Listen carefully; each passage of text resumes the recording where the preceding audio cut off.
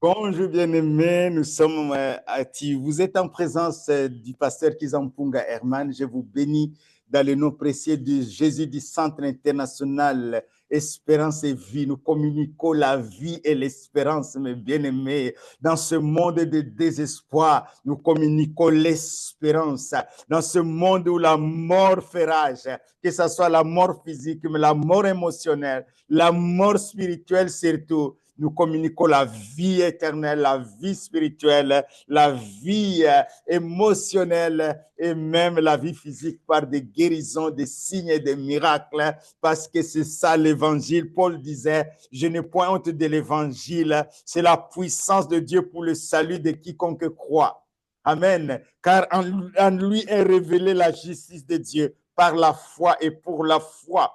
Nous parlons de la foi de Bartimée. Nous sommes au 5e message, c'est notre dernier message. Dans l'introduction, nous avons parlé qu'il était le fils de l'honorable et pourtant il était mendiant et aveugle. Il est deuxième message, nous avons dit que Bartimée a entendu que c'est Jésus qui passait. Ça change tout quand la présence de Jésus dans une situation. Il a crié à Jésus, mais il connaissait qui il était réellement. Le fils de David, c'est-à-dire le Messie qui allait venir dans ce monde pour manifester qui était réellement Dieu, l'image du Dieu invisible. Et il a crié. Il y a eu des limitations. Il est allé au-delà des limitations, des voix qui le faisaient taire. Il est allé au-delà. Il a continué à crier au Dieu qui entend les prières. Le quatrième message, nous avons vu qu'il a jeté son manteau. C'était son identité. Il a changé d'identité. Il a changé de destinée. C'est extraordinaire. La vie de Bartimée, la foi de Bartimée nous inspire. Aujourd'hui, nous allons voir que une fois qu'il est passé de la mort à la vie et qu'il voyait réellement, quelle joie de voir. Le premier homme qu'il a vu, c'est Jésus. Il a vu ses yeux doux. Il a vu ses yeux pleins d'amour, ses yeux pleins de joie et de paix, pleins d'assurance, de confiance. Il dit vraiment, c'est un homme extraordinaire. Je vais le suivre. Et la Bible dit, aussitôt il recouvra la vue et suivit Jésus dans le chemin. On nous présente Bartimée qui était au bord du chemin. Il était mendiant aveugle, mais au bord du chemin. Et à la fin de son histoire, on nous présente Bartimée qui voit, parce que la présence de Jésus, c'est lui qui change tout. Il est la parole faite chair. Il est celui qui a créé le visible et l'invisible. Il est celui qui est le même hier, aujourd'hui, éternellement. Il a donné sa vie à la croix. Il a donné sa vie à la croix pour changer ta vie, pour changer ta vie. Il a été maudit à la croix pour que tu sois béni. Il a été fait péché pour que tu sois justice de Dieu. C'est ce Jésus-là. Il a dit non, je vais suivre cet homme. Je vais suivre cet homme après avoir vécu toute cette expérience avec Jésus. Il a suivi Jésus. C'est mon cas aussi. Si aujourd'hui je te parle de Jésus, c'est que Jésus m'a ouvert les yeux et j'ai suivi Jésus sur un chemin extraordinaire. Jésus dit, je suis le chemin, la vérité, la vie. Dans Jean chapitre 14, verset 6, Jésus dit, je suis le chemin, la vérité, la vie. Nul ne vient au Père que par moi. Vous comprenez, il n'a pas dit, je suis un des chemins. Il dit, je suis le chemin. Il n'a pas dit, je suis une des vérités. Je suis la vérité. Amen. Il n'a pas dit que je suis une des vies, je suis la vie. Et la vie, ici, les questions, c'est la vie Zoé, la vie éternelle, la vie divine. Alléluia. Nul ne va au Père que par lui. Tu ne peux pas aller au ciel sans Jésus. Il est la porte, mes bien-aimés. Et Jésus dira aussi, je suis la lumière du monde. Celui qui me suit, alléluia, ne marchera pas dans les ténèbres. Il aura la lumière de la vie. Alléluia. Et Bartimée va suivre Jésus. Il va suivre Jésus dans toute cette expérience. Il va suivre des expériences. Il va être un témoin. Et chaque fois que Bartimée passait, certainement que les gens étaient émerveillés. Il dit ça, voilà l'aveugle qui était mendiant. Et pourtant, c'était le fils de Timée. Mais il était mendiant. Maintenant, il voit. Il est le fils du divin honorable. Alléluia. Il devient le fils de Dieu, le fils du divin honorable. Parce que la Bible dit, nous sommes tous fils de Dieu par la foi en Jésus-Christ.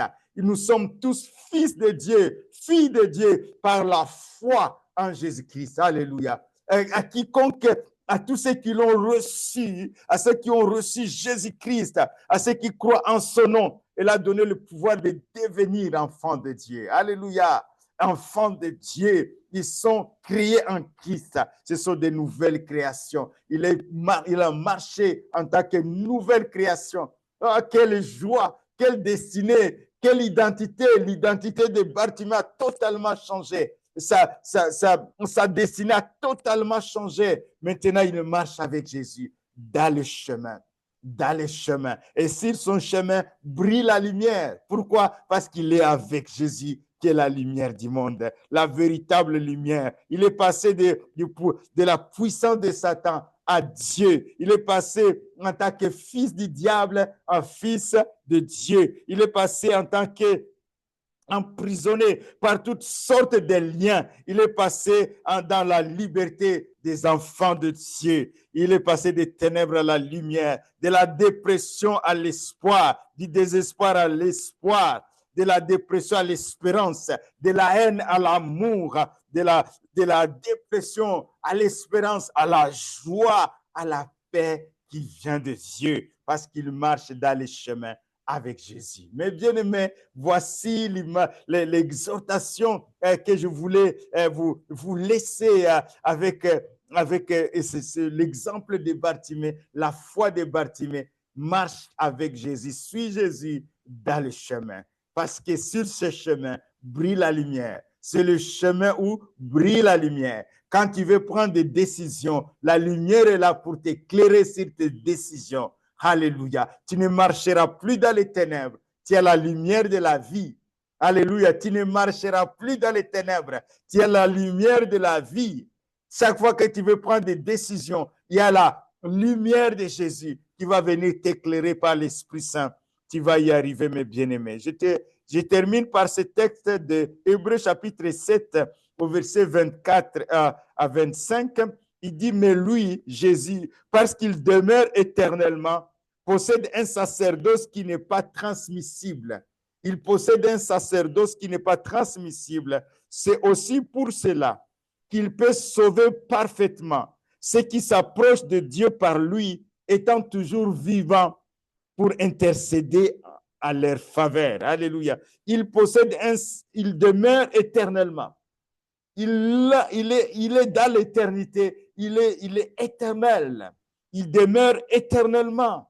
Il possède un sacerdoce. C'est pourquoi il possède un sacerdoce qui n'est plus transmissible, parce que la mort n'a pas eu gain sur lui. La mort n'a pas pu l'arrêter dans la tombe.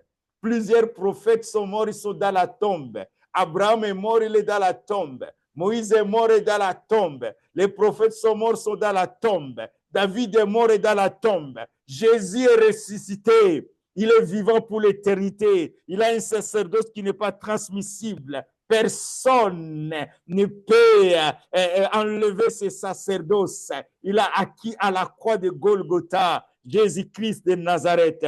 C'est aussi pour cela qu'il peut sauver aujourd'hui. Il peut te sauver parfaitement. Il peut te guérir parfaitement. Alors recevez Jésus comme sauveur. Recevez Jésus comme guérisseur. Recevez Jésus comme conseiller. Recevez Jésus comme assistant. Recevez Jésus comme roi. Recevez Jésus comme gouverneur. Recevez Jésus comme celui qui va te conduire la source de toutes choses. À toi la louange, Père, pour cet homme et cette femme qui a pris la décision de te suivre dans les chemins. Soyez bénis, mes bien-aimés. Et à bientôt. Likez ce message, partagez ce message, envoie-nous des commentaires. Que Dieu vous bénisse, mes bien-aimés. Au revoir.